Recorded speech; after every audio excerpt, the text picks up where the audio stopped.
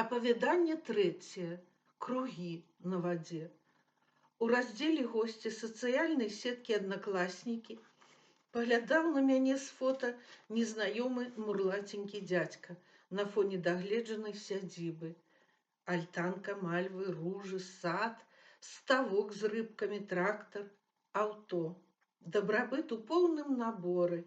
Усё, што многім па справядлівасці здаецца сапраўдным рэальным шчасцем. Не пазнала дзядзьку. Вось прозвішча, рэдкае, пакручастае, спыніла калісьці чула. Перабрала транзітнікаў класа, школы, і ва ўспамінах жыхароў роднага горада таксама такога прозвішча не вялося. Універсітэт? Без зачэпкі. Работа? Не. Дзе ж яно магло сустракацца? Самая мініяцюрная, мілавідная дзяўчынка групы першага курса музычнага вучылішча Зарана. Быццам 13гадовае дзяўчо, прыгожая, каб не гэтая недазрэласць кволай постаці. Быццам сарвалі кветку ў завязі. Усё ж яе невысокая постаць і адсутнасць зманлівых форм не надавалі характару Зараны і кроплі інфантыльнасці. Ні яркасць, ні кідкасць выдзялялі дзюймовачку Зарану з дзявочага шэрагу студэнтак. Твар яе паланіў нейкай надзвычайнай жаноцкасцю, лагодны пагляд вялікіх блакітных вачэй апавіваў спакоем і спагадай, дарыў упэўненасць. У гэтай галоўцы не здольна затрымацца брудная думка, альбо перастане такое звацца. Гэтыя пяшчотныя вусны не прамовяць грубага слова.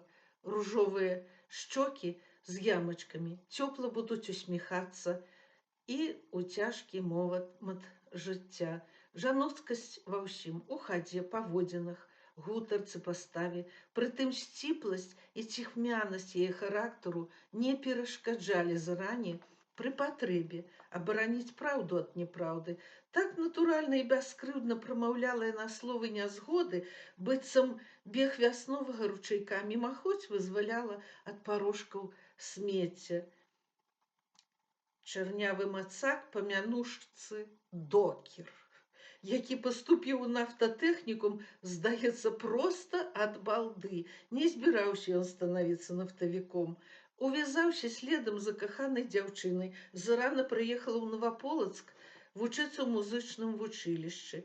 У першы ж тыдзень навучальнага года Докер з'явіўся ў чужое гуртжытло да хлопцаў яе групы з торбай бутэлек і сумеў за вечар з усімі дамовіцца, што ні адзін з іх не пасягне на Зарану, бо тая ад 13 сваіх гадоў належала яму. Падзялілася з сяброўкай і Зора таямніцай свайго хуткаспелага кахання і павялося ў студэнцкім асяроддзі. Хлопцы не без цікаўнасці з захапленнем зырылі на смяшлівую зорнавокую Зарану, як на сястру. Праз год Заранін Докер адбыў на вайсковую службу ў Германію. У ячэйцы насценнай фанернай скрыначкі пры вахцёрцы ў фае гуртжытла, куды паштарка прыносіла пошту, пад першай літарай Заранінага прозвішча на працягу года штодзённа чакаў Зарану новы ліст ад салдата, а то і два. Танны канверцік без марак і ўпрыгожваючых экслібрысаў коштам у капейку. У наборы яшчэ выгадней. З дробным, роўным мужчынскім почеркам радаваў сваёй абавязковасцю і надзейнасцю не толькі вока і душу адрасаткі. Раптам майскімі днямі ячэйка апусцела. Група змовілася падыходзячым летам пасля заканчэння другога курса паехаць у Крым на мора, падрадзіліся ў тамашнім саўгасе збіраць таматы. Докер сваёй каханай вандроўку забараніў. Зарана слухалася. Яна эпісталярна паведаміла кавалеру, што ўсё-такі паедзе на поўдзень. Гэтае маленькае выпакатаванае непаслушэнства прыдало заране ўпэўненасці і самапавагі, рысам яе твару, глыбіні, задумлівасці, нейкай прыцягальнай адметнасці.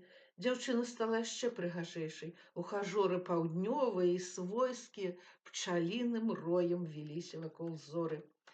Прыезджых хлопцаў мясцовыя білі, дубасілі гасцей крымчане жорстка і бязлітасна, звычайна ў самы разгар бойкі, хтосьці з іх пераможцаў узлятаў на другі паверх жытла, на хаду кулаком выбіваў апошнюю перашкоду, драўляную плашку ніколі не зачыняных на ключ дзвярэй, дзяўчачага пакоя, уторкваў у праём тупаватую разгарачаную бойкай фізіяномію, аглядаў студэнтак, мігам крутануўшыся, адкрываў нагой дзверы і апынаўся ў праходзе цалкам, хапаў на рукі збянтэжаную зарану, быццам ёй штосьці пагражае.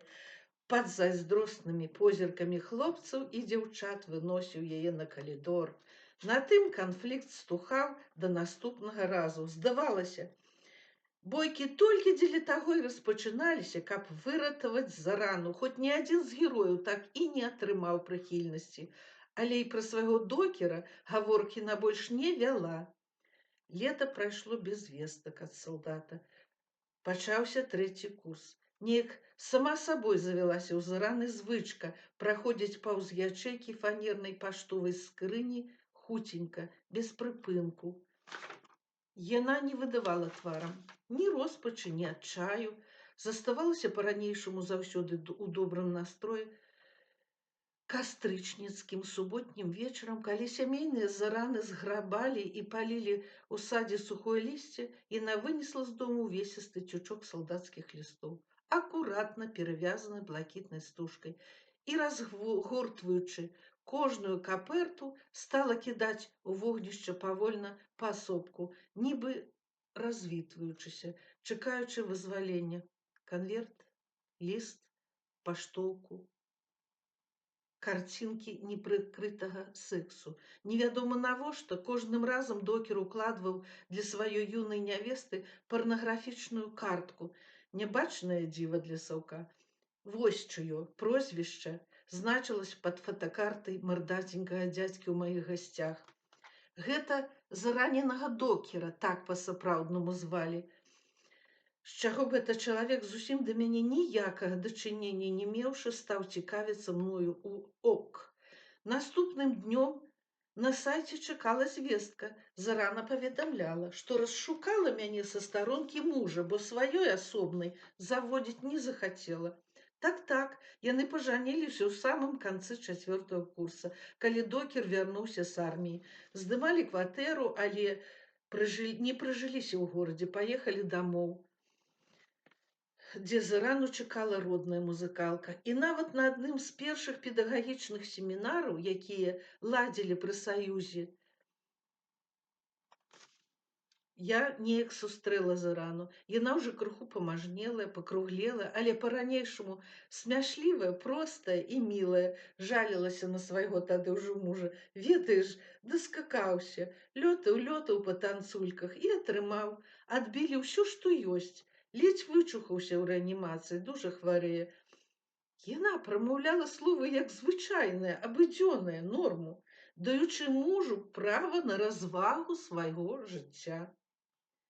Мне вельмі цяжка было зразумець такі лёгкі зоран характар.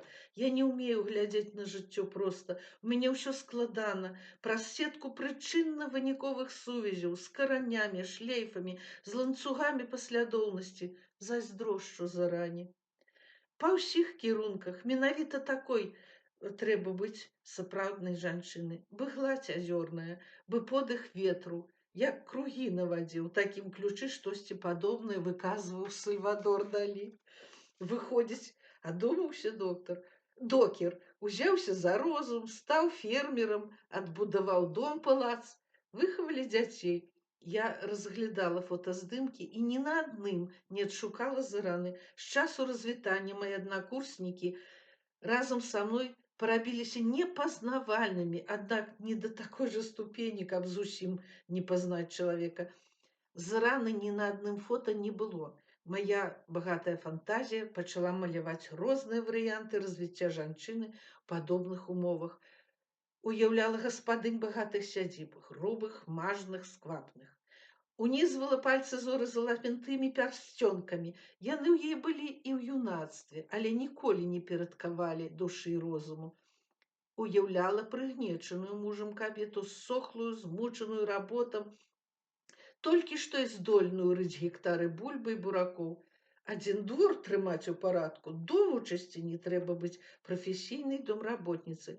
Не, гэта не пра зарану. Я глядзела на здымкі яе дачушак, прыгажосці рэдкай тварыкі, абразкі сапраўднай жаноцкасці, копіі колішнай зараны.